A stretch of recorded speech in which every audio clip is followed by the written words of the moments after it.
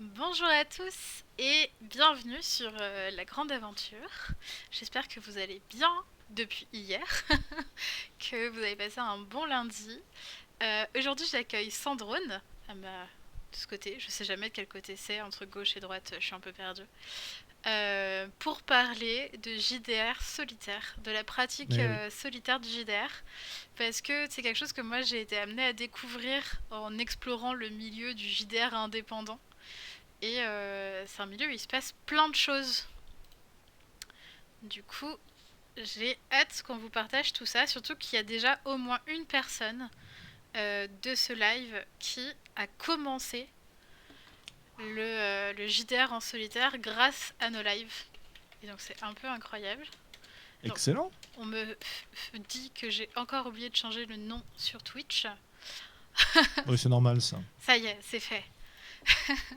Donc je crois que Momo n'est pas encore là. Et d'ailleurs, elle a commencé le JDR en solitaire avec le Temple des Vents. Voilà, Top. dont on va reparler très vite. Mais alors d'abord les petites infos comme d'habitude. Euh, Vous pouvez nous soutenir en vous abonnant sur Twitch, en allant sur le Patreon. Vous avez tous les liens dans Twitch. Et, et puis voilà, je crois qu'il n'y a pas grand chose de plus à dire aujourd'hui. On a déjà fait un bon point hier. Donc c'est parti. Alors Sandro, peut-être que tu veux te présenter avant, ce sera. Parce que tout le monde ne te connaît pas forcément encore ici. Quoi? C'est un scandale. Ouais, je trouve Je aussi. m'en vais. Non, mais je m'en vais. Non, non. Ouais, me présenter. Bah écoute, Sandrone, Julien. Je suis rôliste depuis fort longtemps et j'anime un podcast qui s'appelle Les Voix d'Altaride depuis 2014, fin 2014. Donc ça va commencer à Waouh. faire 6 ans, quelque chose comme ça. On fait un podcast à peu près une fois toutes les 2 semaines. Ça, c'est mon premier pas côté audio, vidéo, etc. Après, j'ai aussi un deuxième podcast qui est beaucoup moins périodique, parce que pour l'instant, il n'y a eu que 3 épisodes depuis le mois de mars. Mais ça va venir, il y en a un quatrième qui se prépare, qui s'appelle L'Arpenteur, et qui parle justement de jeux de rôle solitaire. D'autre part, j'écris des jeux. Donc, on a parlé, et on en reparlera du Temple des Vents, qui est donc un jeu solo. Et puis, bah, si vous allez sur sandrone.itch.io, le repère des indépendants, Itch.io, vous allez trouver mes jeux. Donc voilà, il y en a un certain nombre, la plupart sans MJ et plusieurs essais de jeux plus courts, etc. Voilà. Vous trouverez de toute façon dans la description YouTube du replay tous les liens de tout ce que fait Sandrone dans le milieu du jeu de rôle sur les internets. Attention, c'est long, hein, parce que Parce qu'il est là depuis c'est longtemps. Il fait voilà, beaucoup de c'est la choses. vieillesse qui veut ça. Qu'est-ce que je peux dire d'autre? J'ai aussi participé un petit peu à des journaux comme JDR Mag, un tout petit peu. J'ai fait 3 4 articles. Trop bien. J'ai participé aussi beaucoup plus à un autre journal qui n'existe plus, qui s'appelle Les Chroniques d'Altaride, donc qui était la version papier avant qu'on lance le podcast, mise en place par un monsieur qui s'appelle Benoît Chérel, qui a porté de ses bras musclés un mensuel où on avait à peu près 100 pages par numéro, format magazine, pendant quelque chose comme 40 numéros, quelque chose comme ça, voire plus, je Waouh. sais plus. Enfin bon, un travail de malade. C'est Ce qui énorme. fait que quand... Bah oui, oui, c'est énorme. Et c'est, donc lui, principalement, sa compagne Sophie, qui est aussi conteuse, vous pouvez même l'entendre dans un des épisodes des Voix d'Altaride, c'est assez top. Et donc quand il a eu des enfants, bah, évidemment, il a mis ça un peu de côté. Mm. Et le boulot fait que pour l'instant, c'est en sommeil profond, comme Cthulhu, quoi. Et ça reviendra peut-être un jour. Voilà. C'est fou. Je suis trop jeune pour avoir connu les chroniques d'Altaride et du coup, j'ai l'impression qu'un nouveau Euh, monde s'ouvre à moi. Ouais, Je vais bah, pouvoir aller ça sur se trouve. Internet. Ouais, ouais, ça se trouve sur Internet. Oh là là, je me souviens pas de la date du premier numéro. Attends, je dois la voir. Waouh. Euh, C'est marrant parce que je vois en haut à droite de ta bibliothèque tes jeux de rôle que je reconnais.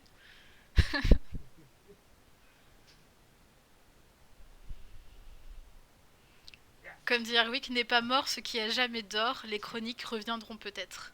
Peut-être, peut-être. Voilà, c'est ça. Alors, les Chroniques d'Altaride, numéro 1. Ah bah attends, j'avais dit que j'avais une super solution technique de fou là. Ah On ouais. va voir si ça marche. J'espère Voilà, que ce c'était sera comme pas un trop ça. petit. Waouh, c'est trop bien. Attends, Je ça c'est veux. la caméra à main, donc vous m'excuserez, ça bouge. Donc voilà, là vous avez le numéro 1. Alors le numéro 1, il avait pas cette superbe couverture à l'origine, hein. Elle est arrivée un peu plus tard. Et hop, comme ça, je n'ai pas besoin de tenir la caméra. Et donc le numéro 1, ça date de juin 2012, tu vois. Waouh. Voilà, juin 2012. Et alors celui-là, il faisait 40 pages. Et puis, si j'en montre un autre, allez hop, ça c'est le numéro, ah bah oui, tiens, le numéro 31 que j'ai attrapé un peu par hasard. Hop, comme ça. Voilà, Il est donc on a beau. évolué de format, hein, on est des numéros beaucoup plus épais, avec des artistes qui nous faisaient les couvertures très très gracieusement. Et puis voilà, un truc tout en couleur. C'est incroyable. Ah, et c'était un magazine qui marchait sur le mode de la contribution. Ouais. C'est-à-dire que c'est les gens qui envoyaient des articles, puis après derrière, Benoît, Sophie et un petit peu moins, on les mettait en page, et surtout eux, hein. On les corrigeait, on les mettait en page, etc. Voilà, il y a plein de trucs. Trop Est-ce bien. que c'est dans celui-là? Voilà, c'est dans celui-là que j'ai interview de l'auteur de Cthulhu, justement, de Sandy Peterson. Euh, donc c'est comme Erwick m'y faisait penser. Et puis voilà, puis ça a augmenté, donc jusqu'à 120 pages à peu près. Et ça s'est arrêté le 38, là que j'ai, qui n'est pas le dernier, mais qui est un des derniers. C'est juillet 2015. Donc le dernier numéro, il doit être sorti en 2016 ou 2017. Ah ouais, donc c'est pas si Voilà. vieux que ça. Donc ça, c'est quand même assez vieux, hein. Ouais. 3 ans. Mais bon, bref, voilà. Donc ça, c'était le côté papier, journal. Et j'en parle aussi parce que j'ai envie d'encourager un max de gens à se lancer dans l'écriture et à la participation de ces magazines. Yes. Et je ne vise personne. Non, je Voilà. me sens pas du tout visée. Non, je ne vois pas de quelle conversation sur Twitter tu parles. Pas Je... du tout. Ça Voilà. ne me parle Donc, pas. c'est un grand plaisir. C'est du boulot, hein, mais c'est un grand plaisir de participer à ce genre d'aventure. C'est Et clair. les journaux relistes actuels, il y en a plus des masses, mais il y a beaucoup d'initiatives, comment dire, fanzines, Hmm. des numéros en ligne uniquement qui sont pas imprimés, des choses comme ça. Donc, il y a plein plein de choses à faire dans le domaine. Et pourquoi pas bientôt un fanzine sur le JDR solitaire? Hum, Qui sait? il y a des sites. Oui, bah il y a le site Il y a des d'Angela sites, Quidam mais que je vous mettrai de toute façon en... oui, il y a le site Héros Solitaire aussi. Ah, Je sais celui-là, pas je si le tu connais connais pas, celui-là. non. Ah bah attends, je vais te T'inquiète, je... donner l'adresse. Voilà. Mais qui est un blog en fait qui Ouais. publie très régulièrement des choses. Et moi, c'est un peu grâce à ce blog que j'ai découvert que le jeu de rôle en solitaire était beaucoup plus vaste que ce que j'imaginais au départ. Ok. Voilà. Bah du coup, je vous mettrai tout ce dont on parle sera dans la bio. Donc on va rentrer dans le même du sujet. Pourquoi faire du JDR en solitaire? Hmm. Hmm. Qu'est-ce qui toi Ah, t'a amené à toucher un peu du doigt ce milieu-là? la curiosité, je pense, au départ. C'est. Alors, il y a plusieurs choses. Et ça évolue au cours du temps. Quand j'étais ado, et que je quittais mes groupes de jeux pour partir en vacances l'été avec les parents sur des longues périodes, j'arrivais dans des lieux de vacances où j'avais pas de jeu de rôle. Hmm. Donc, soit je retombais un peu dans les livres dont vous êtes le héros, mais j'en étais pas complètement satisfait à l'époque. Surtout que je trichais comme un malade, j'étais incapable de suivre l'histoire normalement. Et j'étais tombé un été sur deux choses.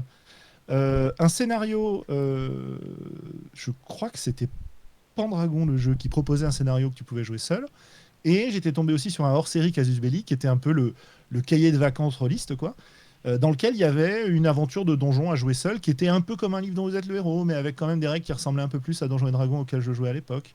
Donc ça m'avait marqué. Puis après ça, pendant 20 ans, on va dire, quelque chose comme ça, j'ai pas refait de jeu en solitaire. Quand je voulais jouer seul, c'était plutôt jeu vidéo, quoi. Hmm, hmm. C'est toujours un peu le cas d'ailleurs. Et il est arrivé un premier jeu qui est Happy de Gaël Sacré en Yes. français, qui m'a pas du tout convaincu. Ah ouais? Voilà, c'est même pas convaincu d'ailleurs, parce que pour qu'il me convainque, il aurait fallu que je lui donne une chance, et je lui ai même pas donné de chance. Il m'a pas du tout attiré en fait. Hmm, hmm. Voilà. C'était un jeu qui était un peu côté, c'est un jeu qui est un peu côté développement personnel, méditation, etc. Et à l'époque, ça m'intéressait pas. Hmm, hmm. Voilà, tout simplement. Donc je suis pas allé voir, mais c'est resté dans un coin de la tête. Et il y a un autre jeu qui est sorti plus tard, qui s'appelle Iron Sworn, Hmm. qui propose de jouer euh, une aventure dans un contexte un peu viking, nordique, etc. À la fois en solo, en jeu sans MJ et en groupe. Hmm, Voilà. hmm. Le côté jeu sans MJ, j'avais déjà écrit des jeux sans MJ, j'avais déjà joué à des jeux sans MJ, donc je trouvais ça cool. Et je me suis dit, tiens, c'est marrant. En plus, le jeu était inspiré des PBTA, donc The Powered by the Apocalypse. Et donc ça m'avait bien attiré aussi, parce que c'est un mode de jeu que j'aime bien. Et donc je me suis lancé là-dedans. J'ai essayé en me disant, tiens, bon bah voilà, je vais essayer. Et d'une part, la lecture m'a plu, et d'autre part, c'était un moment où j'avais du temps, un été. Et je me suis dit, bon bah les voix d'Altarid sont en pause. On diffuse sur YouTube, il y a Twitch, machin, tiens, et si j'essayais de me faire un stream avec ce jeu-là, parce que j'en avais pas vu beaucoup dans le genre, et je m'étais dit que tiens, ça pourrait être sympa de me faire un Twitch, voilà, genre toutes les semaines, ou même peut-être plus que ça, à une époque où j'avais pas grand-chose à faire, puisque j'étais en vacances. Voilà. Ouais. Et je me suis lancé et ça a marché pour moi et pour les gens qui me regardaient du tonnerre parce que j'ai fait ma partie solitaire mais devant un public Mm, mm. qui me répondait parfois, qui me donnait des idées quand j'en avais pas, etc. Et ça m'a bien accroché en fait parce que je crois que j'avais besoin pour jouer en solitaire à cette époque-là en tout cas, et ça se revoit dans le Temple des Vents d'ailleurs, un encadrement de règles solides. Voilà. Ouais. J'avais pas envie spécifiquement d'un jeu de plateau, mais j'avais envie de quelque chose de plus que me plonger dans mes pensées pour imaginer quelque chose. Voilà. Ouais, c'est vrai que du coup enfin, ça rebondit sur la question que Sam, Albatros Sam nous a demandé dans le chat, qui est déjà pourquoi un JDR solitaire n'est pas juste des exercices d'écriture. Parce que du coup, lui, il a joué après l'accident de Ah oui, Gulix, oui, si c'est je me super, ouais. trompe pas. Et, Gulix, ouais. et c'est vrai que du coup, après l'accident, on tombe vraiment dans le jeu où il n'y a pas beaucoup de règles, où on écrit une Mm, histoire en fait. Où c'est pour émuler une histoire qu'on va vivre seul. tout à fait. Euh, Et du coup, Heaven alors déjà, Sworn donne quelque chose qui est beaucoup plus cadré. oui, il peut donner quelque chose de beaucoup plus cadré. Après, ça dépend comment on le pratique, mais effectivement, c'est plutôt du côté lourd, enfin lourd, ouais, lourd des règles. Hmm. Puisque l'idée étant, comme dans le PBTA, de jouer pour voir ce qui va arriver, et donc d'avoir des contraintes fortes qui te sont imposées par le système de jeu qui t'empêche justement d'imaginer trop loin en avance. Hmm, hmm. C'est-à-dire que tu vas te donner des objectifs, tu vas imaginer, puis tu vas raconter au fur et à mesure ce qui t'arrive. Alors moi, ça m'a beaucoup aidé de le raconter face à une caméra, comme si j'avais des gens à qui j'étais en train de raconter une histoire, plutôt que me la raconter seulement à moi. Mais après, je l'ai fait par écrit et ça marche très bien aussi. Hmm, hmm. Euh, et bon, je raconte des trucs, puis je me retrouve face à une situation un peu incertaine ou dans une situation dans laquelle il faut que je lance les dés, quoi, parce que le système me le demande. Et donc, ça va créer un rebondissement. Et il y a cette petite tension qui va apparaître, qui est la tension ludique de savoir est-ce que je vais réussir, est-ce que je vais rater. Et puis après, il y a la tension créative qui revient, parce que si on rate, par exemple, bah, il faut imaginer comment ça se passe. Et c'est souvent plus intéressant dans ce type de jeu de voir ce qui se passe quand on réussit pas complètement ou quand on rate, parce que c'est là qu'on crée des embranchements dans notre histoire. Et finalement, plutôt que simplement un jeu d'écriture, je dirais que c'est un moyen de voyager dans un arbre de possibles, en fait. Hmm. Et on est vraiment en train de l'explorer. Donc il y a des gens qui écrivent comme ça. Il y a des écrivains qui écrivent en exploration, simplement en faisant vivre leur personnage et en imaginant ce qui se passe. Et ils savent pas ce qu'il y aura dans le chapitre suivant parce qu'ils l'ont pas encore imaginé. Hmm, hmm. Alors qu'il y a d'autres écrivains qui sont très structuralistes, qui eux, au contraire, vont Tout prévoir vraiment à tout prévoir à l'avance, l'avance, ouais. quoi. Hmm, hmm. Donc bah là, on est plutôt dans le côté exploration. Donc, est-ce que c'est un jeu d'écriture? Est-ce que c'est un jeu de conte en solitaire ou un jeu de rôle? Bah, finalement, pour moi, ça n'a pas tellement d'importance. Ouais. La Ça frontière reste un... floue n'est pas si Ouais, dérangeante que ça, quoi. ouais, c'est ça. Et ça reste côté jeu de rôle pour moi parce qu'on a le côté ludique plus ou moins prononcé. On peut parler d'autres jeux où il est beaucoup, beaucoup plus faible et ça marche quand même. Hmm, hmm. Le côté incarner un personnage, le côté raconter une histoire, et éventuellement le côté roleplay. Alors bon, moi le côté roleplay il est venu parce que je faisais ça devant une caméra par exemple, Hmm, hmm. et c'est vrai qu'il est beaucoup moins présent quand on est par écrit par exemple. Mais en même temps, écrire des dialogues, c'est jouer un rôle quelque part. Bien Donc sûr. ça marche plutôt pas mal pour ça. Ouais. bah, du coup, Sam continue et dit que, enfin, effectivement, lui, il a joué après l'accident Mhm. en le diffusant en vidéo YouTube, en le Ouais, lisant, en top, incarnant son personnage pour faire vivre l'histoire et pas le bâcler en 3 minutes. c'est ça. Et c'est vrai que c'est difficile de trouver un peu cette limite. Moi, j'ai surtout, enfin, je pense, quand tu parles à ces jeux qui ont moins d'aspect ludique, qui vont plus être dans Mhm. l'écriture, dans l'incarnation, je pense aux 5 mines E qui ont été traduits et complétés par Angela et dans une jam où il y en a eu plein, qui était Ouais. très intéressant, et où du coup là c'est vraiment t'as un prompt de départ, puis t'écris Mhm. en fait. Et tu vas pas avoir d'aléatoire au milieu de ton histoire. Tu l'as au début. Oui, c'est ça, tu tires tous tes trucs en aléatoire, puis tu écris, et t'es interrompu au bout de 5 minutes. Et, euh, et moi, ça a été mon introduction dans le JDR solo parce que je trouve que c'est difficile de se poser et de prendre du temps pour jouer seul. Euh, Ce qui, du coup, est un peu, je pense, pas le point de départ de tous les joueuses qui jouent seules. Je pense qu'au contraire, généralement, on joue parce que on n'a pas l'occasion de jouer à plusieurs et donc c'est intéressant de parcourir, d'explorer le JDR solo. Mais du coup, moi, ça me fait un peu l'inverse. Ben, je comprends très bien parce que moi, j'ai le fait de l'avoir fait en vidéo au début, le fait d'avoir besoin d'un encadrement de règles, au moins au début, parce qu'après, j'ai découvert d'autres jeux bah, comme ceux dont tu parles, et puis la série Rage Standalone aussi, qui est très très bien pour ça. Ils sont excellents. Euh, ouais, j'ai eu besoin d'un alibi, en fait.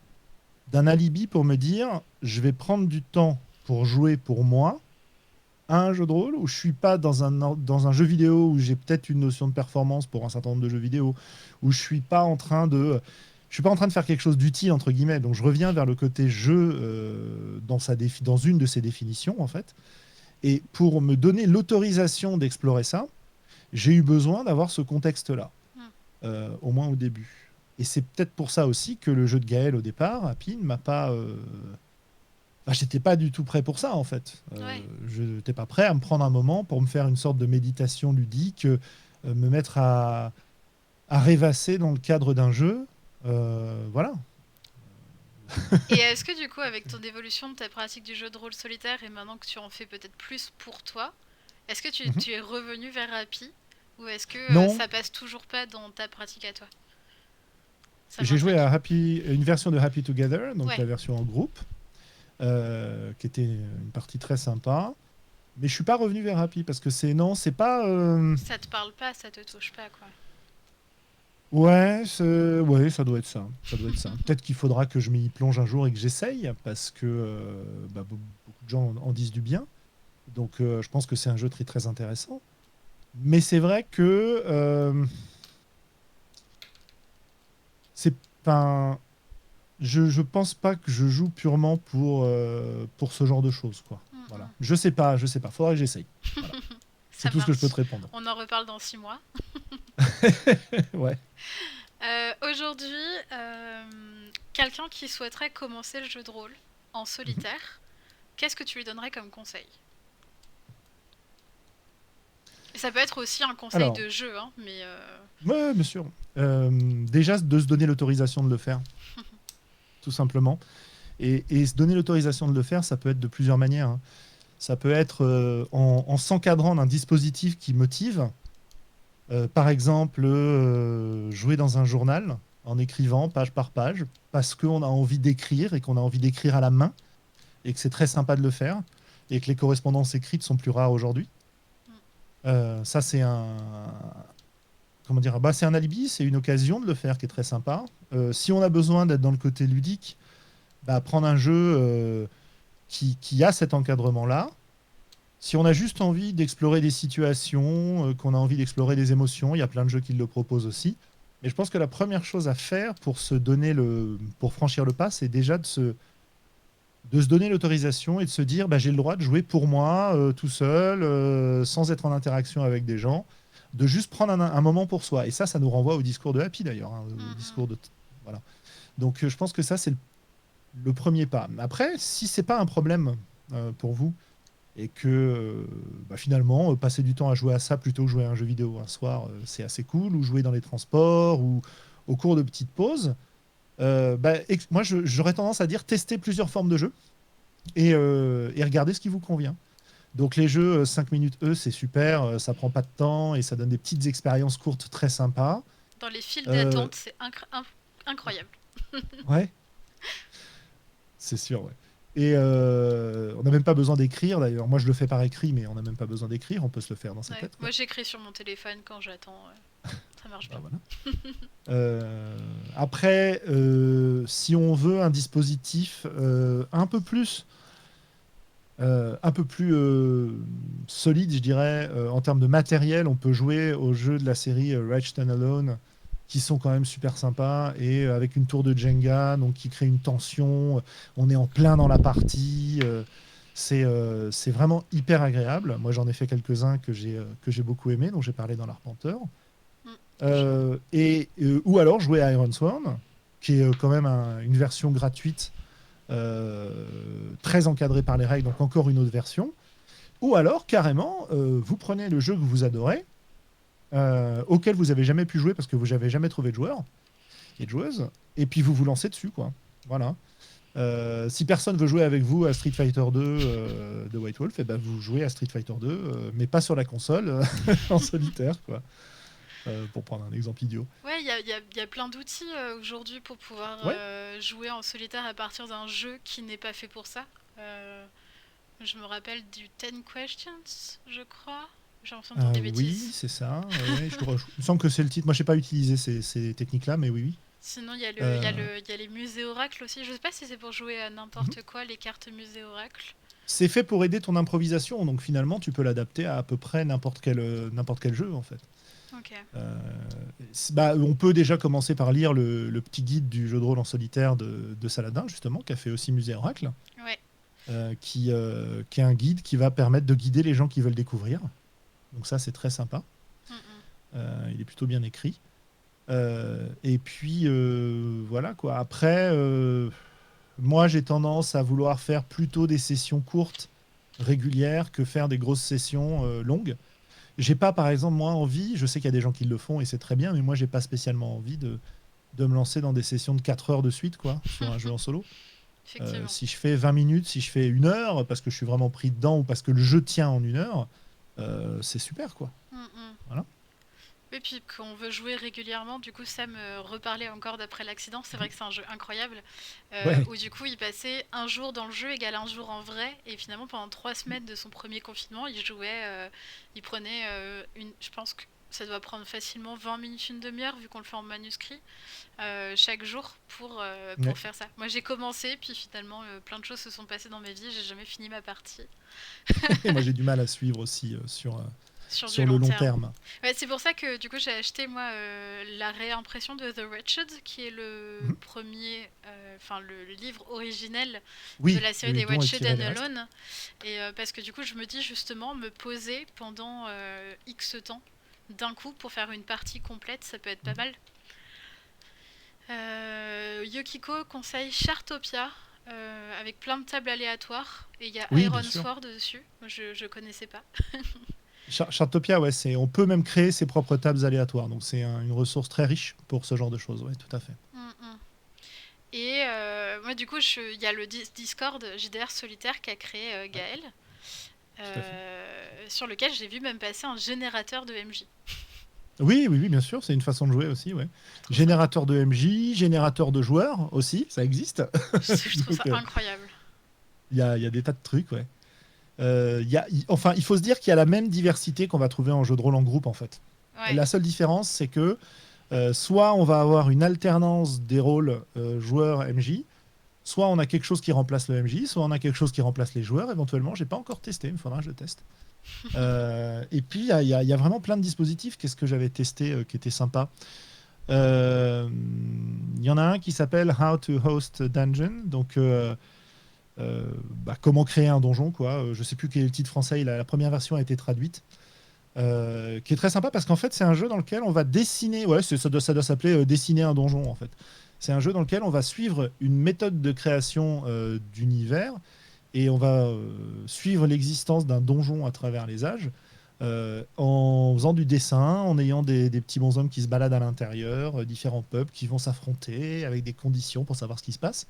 Et ça Trop crée au bien. final, ça crée un dessin, même si on ne sait pas dessiner comme moi, c'est super rigolo en fait, à faire. Donc c'est encore une autre version de la façon dont on peut jouer, quoi. Ça a l'air trop bien. Ouais, Ouais, c'est en très fait, il sympa. y a une variété énorme, c'est juste qu'elle est pas très connue. Ouais. Enfin, c'est le milieu en 1D++. C'est une niche un peu, le JDR solitaire. Ce qui est marrant, c'est que c'était une niche très étroite. Et depuis, alors je sais pas si c'est depuis Iron Sworn ou pas, pour moi en tout cas c'est le cas, mais il y a une explosion là ces derniers temps qui est complètement folle, et une acceptation de la pratique qui commence à apparaître. Hmm. Parce que le plus souvent, quand tu parles de ça à des gens qui connaissent pas, on te dit ah oui, c'est des livres dont vous êtes le héros. Eh ben non. Alors non, c'est pas le même dispositif. C'est pas que les livres dont vous êtes le héros soient mal, c'est bien aussi, hein. Hmm, hmm. C'est juste pas la même chose. Et ou alors on te dit mais non, c'est pas possible, etc. Et effectivement, si on attend du jeu de rôle une interaction avec d'autres gens, bah, là on va pas la trouver. Hmm, Ça hmm. c'est sûr. En tout cas pas pendant la partie. Voilà. Ouais. Par contre, le reste on peut le trouver, quoi. Est-ce que le confinement ça aurait pas permis justement une ouverture un peu de la C'est- pratique? Ouais. Parce que C'est très possible. Ouais. j'ai l'impression qu'il y a pas mal Pardon. de gens qui s'y sont tournés parce qu'ils pouvaient pas jouer autour d'une table avec leurs potes, quoi. Mhm. Je sais pas. Alors c'est une possibilité, mais il y a aussi un autre aspect qui a été beaucoup beaucoup exploré par les indés justement qui font du jeu en solitaire, c'est aborder des thématiques qui sont difficiles à aborder en groupe. Ah oui, oui, il y a eu un débat là-dessus sur sur le Discord de JDR Solitaire et je trouve ça hyper intéressant. Du coup, si j'ai bien compris, c'est des gens qui vont explorer des choses que tu peux pas facilement explorer en groupe, des types de personnages, etc., par le JDR Solitaire. Ouais, c'est ça. Ou pas, ou enfin, c'est pas forcément des thématiques qui en soi sont difficiles à aborder en groupe, c'est des thématiques que pour la personne qui joue sont difficiles à aborder en groupe. Mm, mm.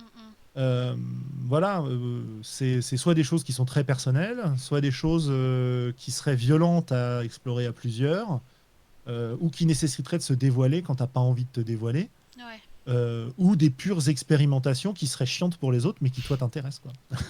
je vois tout à fait. Mais du coup, Donc, ça me fait poser la question des outils de sécurité émotionnelle dans le JDR solitaire, parce que finalement, vu qu'il n'y a pas de cadre limitant pour te protéger toi, est-ce que tu peux pas te retrouver dans une situation violente pour toi-même, quoi?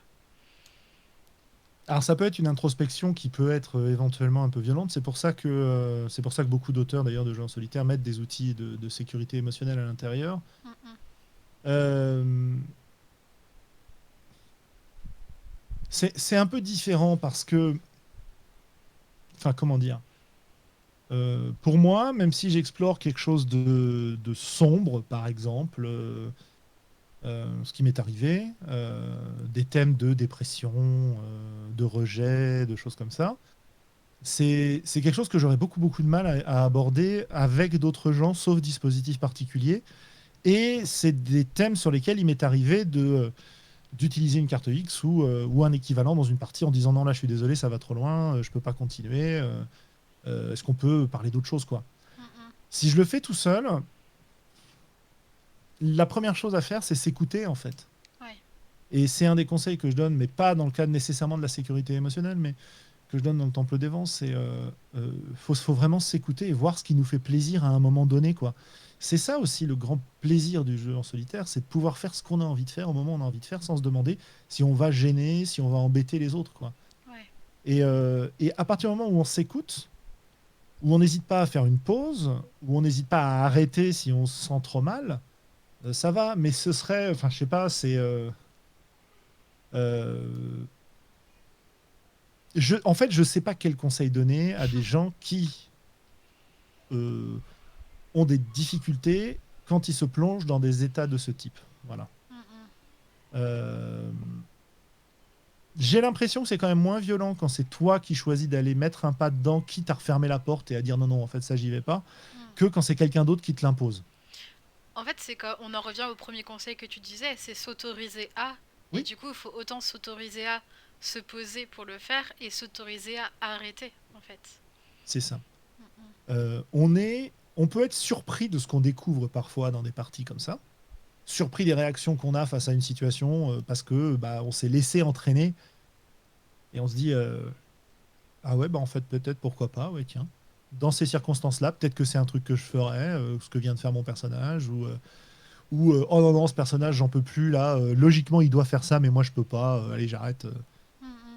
Voilà, enfin, je n'ai pas d'exemple particulier, mais oui, c'est ça, ouais, s'autoriser et s'écouter. Et si on est pris par surprise, ce qui peut arriver, mais honnêtement, je pense que ça arrive plus rarement, parce que une introspection qui conduit à des découvertes sur soi-même, c'est pas non plus quelque chose d'extrêmement fréquent, quoi. Ouais. Donc, bon, en général, pour découvrir des choses sur soi, c'est plus par l'interaction. Alors là, c'est l'interaction avec un support jeu. Bon, Mm. bah pourquoi pas, hein. Ouais, Mais là je suis en train de partir sur, dans ma tête sur le JDR solitaire comme pratique thérapeutique, mais ce n'est pas le lieu ni le moment. oui, et puis je suis pas compétent pour en parler. Non, non, clairement, mais c'est hyper intéressant en fait comme outil supplémentaire par rapport au JDR, ce que ça apporte. Mais Mhm. bref. Le conservateur sur le chat nous demande si on fait, enfin si les gens font des productions annexes avec les parties que vous écrivez pendant vos parties solo. Est-ce que ça donne ensuite des petites nouvelles, des romans? Quelqu'un parlait peut-être plus haut aussi même de compléments à des campagnes de JDR. Mhm. Il y a des gens, oui, pour qui ça donne ça. Par exemple, tu as des blogs. J'ai oublié le nom des gens qui font ça. Oh, j'ai honte. Bon, c'est pas grave, je retrouverai ça un de ces jours. Mais il y a des gens qui te font, par exemple, des récits de parties en solitaire. Et donc, ça fait comme des mini-nouvelles où tu suis la partie. Ils zappent la technique. La technique, elle est uniquement dans leur partie. Mais dans leur récit de partie, il n'y a plus la technique. Donc, ça fait des espèces de mini-nouvelles. Euh, je sais que pour moi, c'est pas mon objectif. Qu'en général, quand j'ai écrit quelque chose, la trace, elle reste. Mais je vais pas forcément y retourner. Ou alors, j'y retourne une fois pour le feuilleter en me disant, ah ouais, tiens, c'était sympa, Hmm. mais sans plus. Comme les notes d'une partie de Après, campagne en fait, d'une partie à plusieurs. ouais, tout à fait. C'est comme les journaux de campagne, ce genre de choses, ouais, pour Hmm. moi, ouais. Après, ça peut servir. Moi, je sais que ça m'a servi, par exemple, pour évaluer le niveau d'avancement d'un jeu. Je me suis fait une partie en solitaire, ce qui m'a permis de voir si le jeu que j'étais en train de créer, ça tenait la route, quoi, avant de le proposer à quelqu'un d'autre. Hmm, hmm. Donc ça, c'est un truc qui peut bien marcher en mode test. Ça peut être pour explorer un personnage un peu plus profondément entre des parties aussi. Voilà. Hmm, hmm. Euh, il y a longtemps, quand je faisais du GN Vampire et on jouait une fois par semaine, alors une fois par mois dans notre assos, puis une fois par semaine en GN. Et j'avais des gens qui écrivaient des petites nouvelles de leurs personnages entre les parties pour explorer ce que vivaient leurs personnages en dehors des parties, en fait. C'est trop bien. Donc ça pourrait conduire à la même chose. Je pense que là aussi, ça dépend vraiment de ce qu'on a envie de faire. C'est-à-dire que quand je me lance dans un jeu par écrit, c'est parce que j'ai envie d'écrire de ma main un récit. Mais l'écriture manuscrite, mine de rien, c'est quand même fatigant. On a moins l'habitude. Bon, moi, j'ai un peu l'habitude parce que je suis prof, donc je continue à l'utiliser. Mais bon, c'est l'occasion d'écrire quelque chose, mais sans avoir l'enjeu de se dire, je vais en faire un roman, il faut que j'arrive au bout, j'ai un objectif, il faut que ce soit lisible, etc. Non, le but, c'est de profiter de ce plaisir-là, en fait. Hmm. Si ça donne quelque chose derrière, pourquoi pas? Comme beaucoup de campagnes de jeux de rôle ont donné derrière des bouquins, des séries, etc.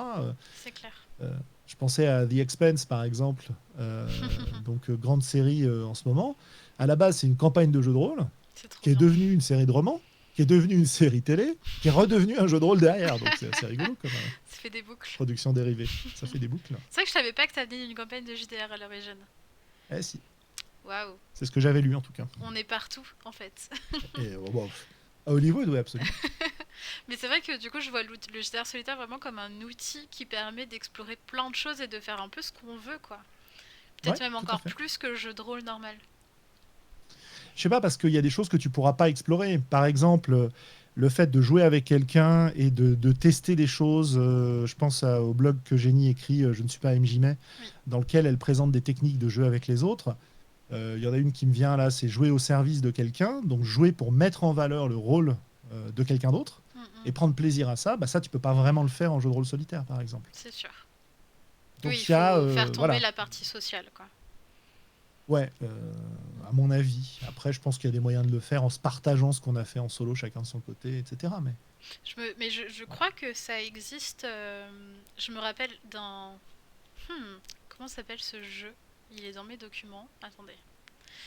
C'est un jeu de rôle qui est sorti pour être joué en solitaire, mais il avait une forme où on pouvait interagir, où quelqu'un repassait sur ton carnet, sur ce que tu écrivais, comme personnage qui le voit d'un regard extérieur ou dans le futur. Et Ah, c'est c'était cool ça. super intéressant. Alors attends, où est-ce que je l'ai mis? C'était Wait for Me. C'est un jeu qui était en Kickstarter pour le début de l'année là, qui du coup on recevait une lettre, enfin un mail par jour avec le prompt du jour, puis après le Ah PDF oui. avec tous les prompts, et du coup ils ont amené un regard supplémentaire si tu veux jouer à deux, avec un échange, un regard sur le carnet, etc.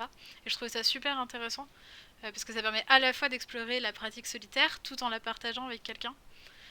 Et je pense que ce n'est pas le seul à faire ça. À mon Je avis, il y pense a pas. plein de choses très intéressantes. Ouais.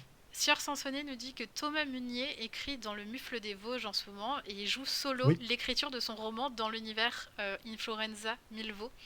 En multisystème d'ailleurs, il me semble. Ouais, tout à fait. Ouais. Il joue l'écriture de son roman. Je pense qu'il joue les situations, qu'il va écrire ensuite. Faudrait aller regarder. Faut aller regarder ce qu'il écrit sur son blog en fait, Oui, il écrit trop de choses, Thomas Munier. ou, C'est une ou lui personne demander directement. fascinante. Oh, puis c'est quelqu'un de super, Thomas aussi. Ouais, bah je le vois de loin. Il fait partie de ces gens que je vois de loin encore. Ah bah, Euh, si t'as l'occasion un jour de jouer avec lui, il faut, hein. ok, je note. Est-ce que toi, il y a un jeu qui t'a vraiment marqué en GDR solitaire? Ou une partie peut-être particulièrement? Alors ouais, il y en a plusieurs, mais une qui m'a vraiment marqué profondément au point de vue perso, justement, exploration de thématiques, comme j'expliquais tout à l'heure. C'est une partie dont je parle dans l'Arpenteur, d'un jeu qui s'appelle By the Sounding Sea. Oh Je vais oui. te donner le... C'est un jeu donc Wretched and Alone. Je me rappelle du podcast où t'en parles et j'avais terriblement envie d'y jouer du coup. Et alors, c'est un jeu By the Sounding Sea. Oh, j'ai plus le. Bon, faut que je retrouve. En fait, c'est un jeu dans lequel on va jouer dans l'Angleterre de la Régence, je crois, il me semble, où tu joues une personne exilée par sa famille dans un vieux manoir familial au bord d'une falaise de la côte anglaise, euh, avec au milieu d'une espèce de lande complètement désolée, en sachant que la personne qui habitait là avant, c'est une tante ou un oncle qui a disparu dans des circonstances qui sont pas très claires. On ne sait pas si c'est parce que la famille a honte et n'en parle pas, ou c'est parce qu'il y a vraiment quelque chose d'étrange derrière. Et donc, on joue quelqu'un qui arrive dans cette solitude parce qu'il a fait une erreur qui équivaut à une espèce de suicide social, volontaire ou pas, et il est exilé ou elle est exilée par sa famille. Et le jeu est hyper intéressant, hyper intelligent parce qu'il va te permettre de raconter la vie au jour le jour de ce personnage, euh, à la fois par les corvées nécessaires pour remettre en état la maison et y vivre, le tout étant localisé avec des choses à la cave, le rez-de-chaussée, la chambre, etc., l'extérieur, qui sont les quatre grands domaines. Et chacun des grands domaines est lié à aussi des interrogations du personnage ou des influences extérieures. Parce que, évidemment, qui dit mer profonde et étrange au bas de la falaise, dit influence en sourdine, plus ou moins Lovecraftienne, de forces qui te poussent à te jeter dans la mer, en fait. Voilà. Hmm. Et tu joues pour savoir ce qui va arriver à ton personnage de ce point de vue-là, en sachant que ça finira très, très probablement très mal, comme tous ces jeux-là, en fait. Oui. C'est-à-dire que le risque, enfin, tu sais, en fait, c'est à la fois c'est dur de jouer un personnage qui va disparaître, mais en même temps, enfin, il a une petite chance de s'en sortir, mais en même temps, tu le sais dès le départ. Donc, il n'y a pas de surprise de ce point de vue-là, et si tu as envie de jouer ça, tu peux jouer ça.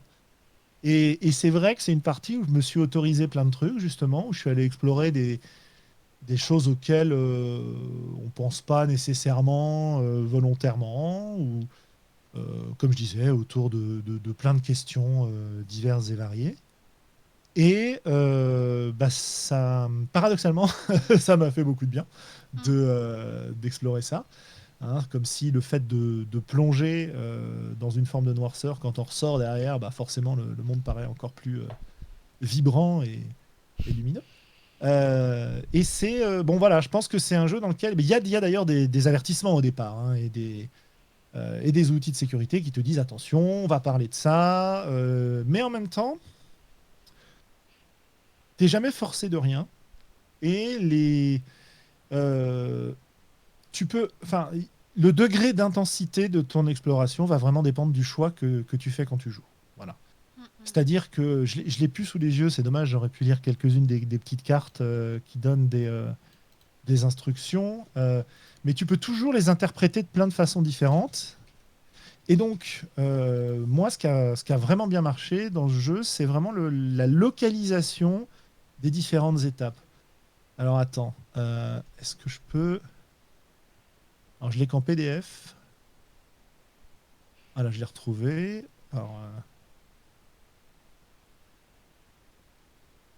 hop, juste prendre... Voilà, par exemple, la cave, c'est des... Donc il y a, dans ces jeux-là, on tire des cartes et chacune des cartes a quelques lignes qui décrivent une situation et qui en général posent une question. C'est lié à l'exploration de la maison. Et donc, par exemple, la cave, c'est lié au désir du personnage. Et la petite introduction, c'est votre sage vous a envoyé descendre dans le cœur de la maison. Au fur et à mesure que vous descendez les escaliers, une chandelle à la main, vous commencez à vous demand- à vous, non, vous commencez à explorer les parties les plus sombres de votre esprit. Et donc, par exemple, si on tire, allez, je prends un au hasard, le 2 alors c'est des cartes, donc c'est le 2 de cœur, on va tomber sur il y a un foyer tout en bas, une cheminée tout en bas. Vous ne pensiez pas que il pouvait y avoir de la chaleur dans un endroit comme celui-ci. Je traduis à la volée, hein, vous m'excuserez. Euh, Quelle est la mémoire heureuse que vous conservez précieusement? Pourquoi est-ce que c'est la première chose qui vous est venue à l'esprit? Donc, on imagine le personnage en train de descendre à la cave, de trouver une pièce avec un âtre, et on peut se décrire l'endroit, et c'est un endroit chaleureux alors qu'on est dans une grande maison vide, plutôt avec plein de courants d'air, etc. Et là, ça nous permet d'évoquer un souvenir heureux, quoi. Et donc ça, c'est assez fort. Mais alors après, il y a des choses beaucoup plus, évidemment, je ne vais pas tous les dire, mais il y a des choses beaucoup plus dramatiques euh, ou neutres. Voilà. Alors, par exemple, la lumière éclaire les ombres d'un mur et révèle une pierre mal scellée. Derrière elle, il y a un compartiment secret. La chose que vous trouvez à l'intérieur brise votre cœur, ou en tout cas vous fait terriblement peur, selon la façon dont on traduit. Vous euh, remettez la pierre rapidement en place et essayez d'oublier ce que vous avez vu. Qu'est-ce que vous avez trouvé? Waouh. Voilà. Donc là, Il a l'air tu peux super vraiment... fort, quoi, ce JDR. Ah, c'est très très très fort. Et là, justement, c'est là que tu vas tirer une brique de ta tour de Jenga. Hmm. Et quand la tour de Jenga s'écroule, bah, ça veut dire que globalement, c'est la fin de la partie. Et donc, en fonction des cartes que tu as tirées, ça peut être ta famille qui te rend visite alors que tu avais pensé ne plus jamais les revoir. Et moi, je crois que ça s'est terminé comme ça en plus, donc c'était top. Mais ça peut être que tu t'abandonnes aux forces qui t'attirent vers la mer et tu rentres dans la mer. Ça peut être, voilà, il y a plusieurs fins Ouais. possibles en fait. Du coup, c'est un Richard and Alone pour ceux qui n'avaient Ouais, pas suivi. Sam, pour répondre à ta question, c'est pas un système de jeu générique, c'est un jeu qui a fait des petits comme pour la reine. Donc le jeu original, c'est The Wretched de Chris Bissett, si je ne me trompe ouais. pas. Faut que je... Oui, bon, voilà. Et du coup, en fait, le format était tellement incroyable que les gens ont commencé à en faire. Et il y a même eu une jam, Wretched and Alone, qui a fait énormément de petits. Et dont By the Sounding Sea. Moi, je connais aussi In the Light of the Death, The Demon Cries de Jamila. C'est ouais, c'est l'autre que j'avais essayé. Ouais. Ouais. Et puis même du coup Chris en a fait d'autres. Moi j'ai The Wonderful Discoveries of Witches. Et voilà, il y en a plein. Il y a de toute façon, il y a une jam encore. Je vous la mettrai sur la page Itch.io de la jam. Richard and Alone est une source de merveilles. Une source infinie de merveilles, je pense. C'est ça. Et voilà. Voilà. Vous pouvez aller voir aussi sur le blog de Gulix qui a écrit Oui. pour après l'accident. qui a décrit des parties qu'il a faites de certains de ses jeux, certains des tests qu'il a fait dessus. Voilà. Ouais. Il nous reste un quart d'heure. Du coup, Ouais. je te propose de parler de ton jeu. Ça De marche. le Temple des Vents. Qu'est-ce qui te l'a inspiré? Qu'est-ce qui change par rapport au jeu solitaire dont on a parlé? Qu'est-ce que c'est? Alors, oh super la couverture. Couverture de Romain Guimard. Absolument magnifique. Exceptionnel, avec à l'intérieur quelques dessins d'un certain Guillaume Jantet aussi, donc vous avez pu entendre parler Je vois pas parfois. du tout Hein. qui c'est. Alors, le Temple des Vents, c'est un jeu qui est né d'un autre jeu que je suis toujours d'ailleurs en train d'écrire. Euh, donc, il y a un jeu qui s'appelle La Fin, que j'écris, qui est basé sur un concept assez simple, qui est que quand les personnages font quelque chose dans cet univers, l'univers change autour d'eux. Ça, c'est vraiment le truc de base, quoi. Et en fait, ils sont amenés à prendre des décisions difficiles qui vont transformer le monde autour d'eux et le faire dégénérer. J'aime bien dire qu'on passe d'un univers à la Miyazaki vers un univers à la Milvaux, quoi. Le côté mignon et cool de Miyazaki. Parce qu'il n'y a pas que ça, évidemment. Ça, c'est l'idée de base. Autour de ça, j'avais envie aussi d'en faire un jeu d'exploration de donjons. J'ai été vachement inspiré par plein d'animés, de mangas, où on se balade dans des univers très différents les uns des autres, où on va explorer des donjons, on va faire ce genre de choses, quoi. Bon, on peut en citer plein, mais c'est des sources d'inspiration diverses. Et donc j'écris le jeu pour y jouer en groupe. Et puis, au fur et à mesure que l'écriture avance, je me dis, tiens, bon, bah, faut que je teste un peu ces conseils. Qu'est-ce que ça donnerait si j'y jouais seul? Est-ce que ça marche? Et puis finalement, si je le fais, je trouve que c'est assez cool, que ça marche bien. Et je me dis, bah, je vais formaliser ma pratique. Je vais formaliser la façon dont moi je joue à ce jeu pour en faire un jeu qui soit accessible à d'autres. Donc voilà, c'est l'idée. Alors qu'est-ce que ça donne? Bah, ça donne un jeu dans lequel on va jouer un personnage que j'ai appelé l'Arpenteur, qui va explorer dans le Temple des Vents un royaume particulier qui s'appelle Eronia, qui est le royaume des monts, qui est une espèce de haut plateau au milieu d'un cercle montagneux, voilà, assez isolé. Et on va explorer cet endroit pour parvenir au Temple des Vents, qui est un donjon, pour entrer dans le Temple des Vents et trouver à l'intérieur une relique qui protège le royaume des assauts d'une force extérieure qui s'appelle la faim.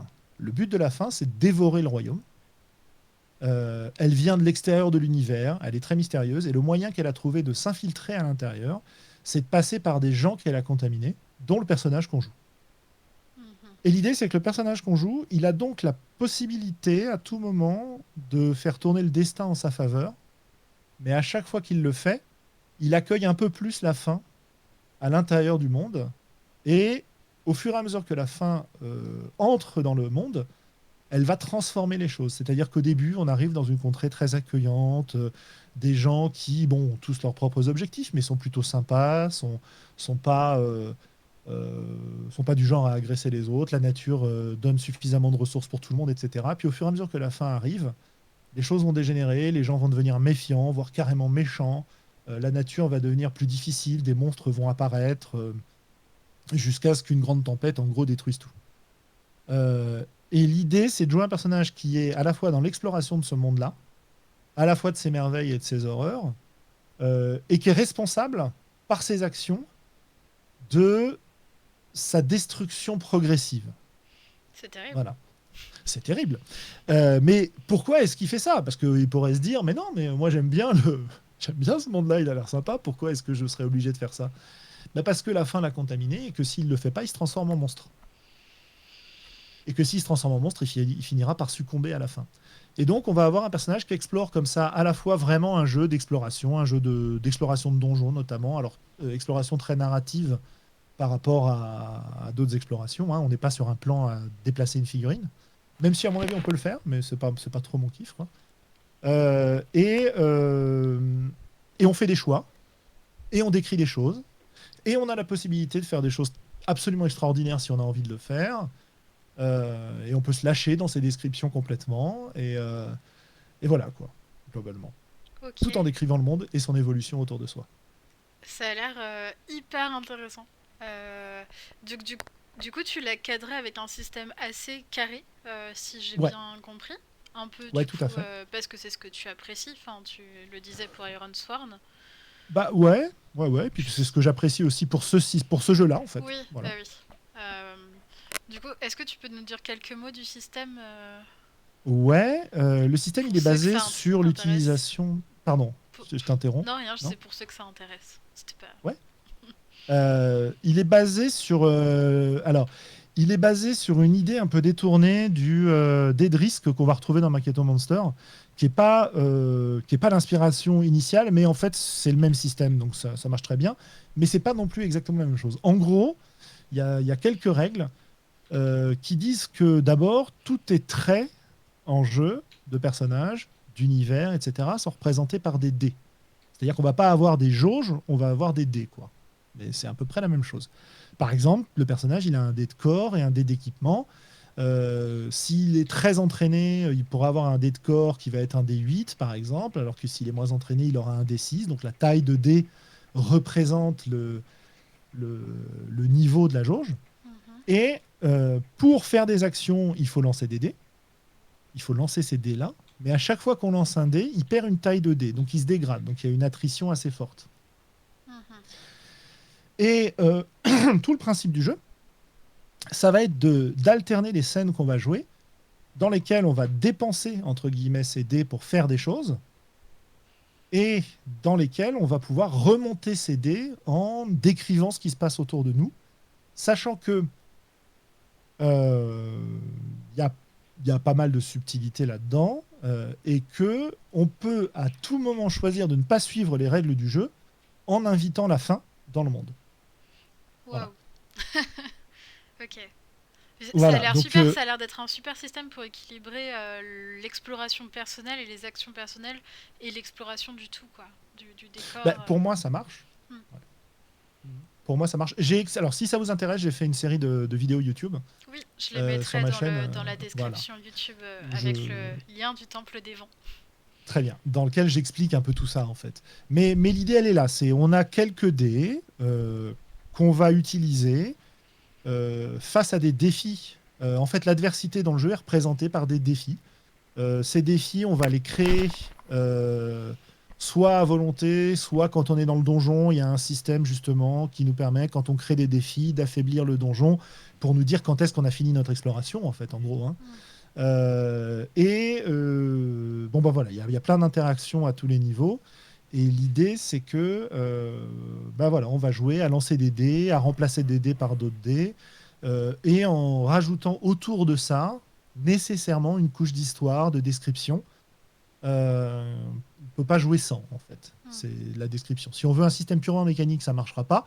Si on veut un système purement narratif, bah, il faut ignorer les dés, ce qui enlève, à mon avis, beaucoup d'intérêt au jeu, mais Oui. pas forcément au bouquin. Voilà. J'ai deux questions du coup sur le Ouais, Temple des Vents suite à tout ce que tu dis. La première, c'est est-ce que c'est pensé pour être joué en one shot ou en campagne ou les deux? les deux.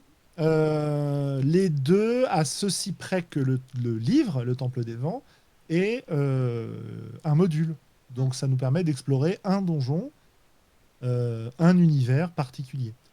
Rien n'empêche derrière, et d'ailleurs je donne quelques pistes dans le bouquin, pour d'aller reprendre le même personnage pour explorer d'autres univers Hmm. derrière. Voilà. De continuer son voyage en fait, tout simplement. Donc il y a ça. J'ai même un système d'XP d'ailleurs, simple, mais qui permet justement ça.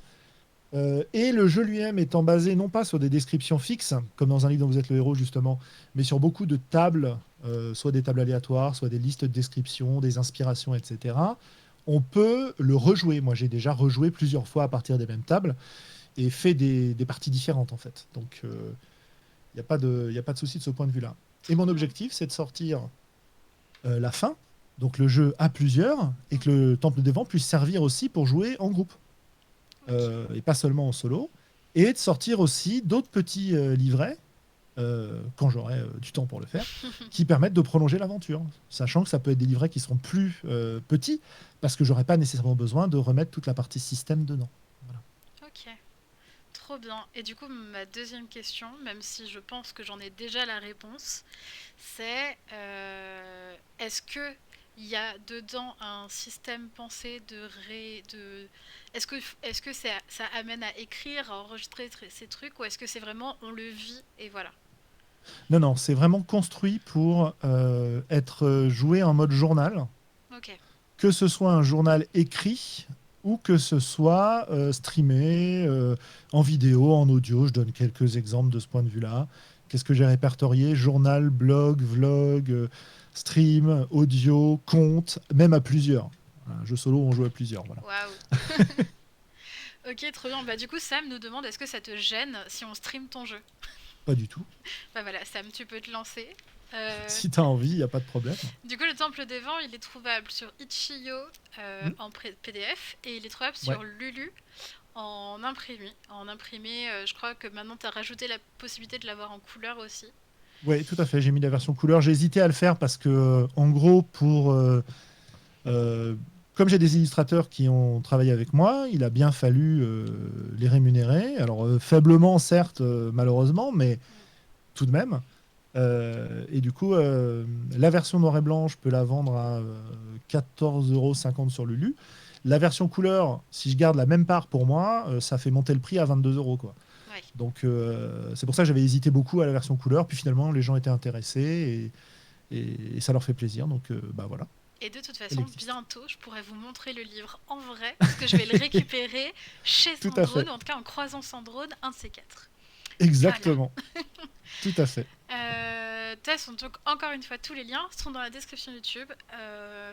Il nous reste 4 minutes, donc si vous avez des questions sur le JDR en solo, sur le Temple des Vents, des questions pour Sandrone, des questions pour moi, pour ce que vous voulez, c'est le moment. c'est Bah, moi, je note Guillaume Jantet qui dit que ce que je l'ai payé était très correct et que je suis un très bon patron. Monsieur a envie de se faire réembaucher, je vois. en même temps qui n'a pas envie d'embaucher Guillaume. Ah bah ça, c'est sûr. Je crois que c'est un peu. Il y a dans le bingo, il y a un bingo pour les lives de la grande aventure. Et dedans, il y a un tel est une personne formidable. On a failli mettre Guillaume est une personne formidable. Parce qu'en fait, on le dit à chaque live. Et c'est un peu un running game. Bah, Guillaume est une personne formidable, faut le dire, le Il faut le répéter. dire et le répéter, oui. Momo te remercie pour le Temple des Vents. Voilà, Ah, c'est Momo dont je te parlais qui a commencé le JDR grâce à ce live et grâce à l'évocation du Temple des Vents sur le Discord d'un des quatre. eh ben super, merci beaucoup. Et Guillaume dit d'aller voir les autres jeux de Julien. Je suis Oui, d'accord. Moi, il faut aller voir mes autres jeux. j'ai Tiens, voilà. découvert les jeux sans MJ avec Deux mauvais rêves de Julien. Ouais. Eh ben, si vous aimez, il y en a plein d'autres, voilà. Enfin, il y en a plein d'autres. Il y en a trois. Voilà, attends, faut que je les mette en face de la caméra. Je sais pas si on les voit. Je vais On pas voit pas refaire bien ma Deux cascade mauvais de tout à rêves. l'heure. Voilà. Donc, Glorieuse, inspirée de la série Glow. Si vous aimez jouer des histoires de. Non, c'est celui-là, pardon. Oui, Si vous aimez jouer des histoires de catcheuses trop bien. et de femmes opposées au patriarcat, hein, on va le dire clairement. Ouais. Il fait du bien Moi, à lire. j'ai passé des parties absolument formidables là-dessus. Et puis si on préfère du plus léger et toujours dans le donjon, on a Tour de garde, illustré par Clément de Ruyter, qui va sortir bientôt Donjons et Chatons. Hein, Ah, donc, c'est lui, trop bien. c'est lui, voilà. Donjons et Et Chatons, meilleur jeu. enfin bref, voilà. Et puis De Mauvais Rêves, le jeu de base, le premier que j'ai sorti. Voilà. Qui est absolument incroyable. Moi, il me faisait un peu peur vis-à-vis de l'appropriation culturelle et tout ça, parce que c'est un peu mes sujets à moi. Haha. Mais en fait, il est hyper intéressant et il explore la question du rêve et les liens et les émotions. Enfin, du coup, ça a été mon entrée dans le jeu sans MJ. Donc, je te remercie d'avoir écrit ce jeu, car sans toi, je n'aurais pas découvert les jeux sans MJ et le grand monde du jeu indépendant dans lequel je traîne maintenant. Et ouais. Et du coup, j'ai Eh encore ben jamais eu merci. l'occasion d'y jouer. Parce que autour de moi, il faut que c'est difficile. Puis en plus, on est en plein confinement. Et je trouve que De Mauvais Rêves, c'est un jeu que j'ai vraiment envie de jouer autour d'une table. Ouais. Je suis pas sûre qu'il ait les émotions aussi présentes dans un. Si. Ouais, ok. Il peut, mais il est plus lent. Voilà. Ouais. Et Mais comme en c'est tout cas, déjà un j'ai jeu qui est hâte. assez long, Oui, voilà. mais trop hâte. Et Guillaume me propose une partie. Ça y est. Et bah, Ah quand bah tu voilà. veux. En fait, on va faire un tour. On va faire tous les jeux dont on parle sur ce live au fur et à mesure. Tous les C'est tester. ça. Formidable. Trop bien. En tout cas, merci Sandrone de nous avoir Merci. rejoints pour ce live. J'étais extrêmement ravie de t'accueillir. Eh ben, moi d'être là. Merci beaucoup. Du coup, maintenant, Sandrone est sur le Discord d'Indécat, donc si vous avez des questions pour lui, vous pouvez le hâter. Au pire, non, mais sinon, vous allez sur le Discord des Voix d'Altaride, comme ça, vous êtes sûr de le croiser. Ouais, ou alors mais faut me signaler parce qu'il y a tellement de Discord que j'arrive pas à suivre. Taguez-moi parce que sinon faut je verrai taguer. pas que vous parlez. Mais hein. c'est ça que je disais, il faut te hâte directement. Ouais. Voilà, puis de toute façon, tu es très disponible aussi sur Twitter. Je mettrai le lien de ton Twitter. Sans problème. Voilà, suivez-le, c'est une bonne personne. C'est une personne incroyable, ça, je comme sais on pas, dit mais tout en le tout temps cas, on essaye. ici. Merci à tous et à toutes d'avoir été là. Ça y est, il est 19h. Du coup, je vous souhaite une excellente soirée. On se retrouve mercredi pour une libre antenne sur, comme d'habitude, je n'ai pas écrit le nom exact sur mon agenda. On se retrouve sur une libre antenne sur impliquer ces joueuses dans l'histoire. Je dirais même les joueuses et y compris nous-mêmes dans l'histoire. Voilà. Merci à tous et passez une bonne soirée. Au revoir.